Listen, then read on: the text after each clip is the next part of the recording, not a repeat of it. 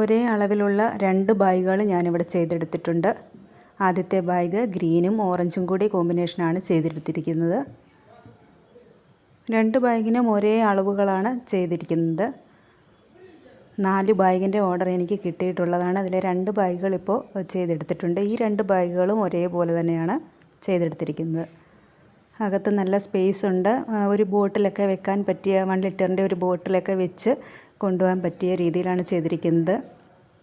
ഒരു ടീച്ചർ തന്നിരിക്കുന്ന ഓർഡറാണ്. അപ്പോൾ അവർക്ക് ബാഗിൽ വാട്ടർ ബോട്ടിലും ഒക്കെ വെക്കാൻ പറ്റിയ രീതിയിൽ വേണം ചെയ്യാനെന്ന് പറഞ്ഞിരുന്നു. ഇതും ബ്ലാക്കും ബ്ലൂവും തമ്മിലുള്ള ഒരു കോമ്പിനേഷനിലാണ് ഇത് ചെയ്തിരിക്കുന്നത്.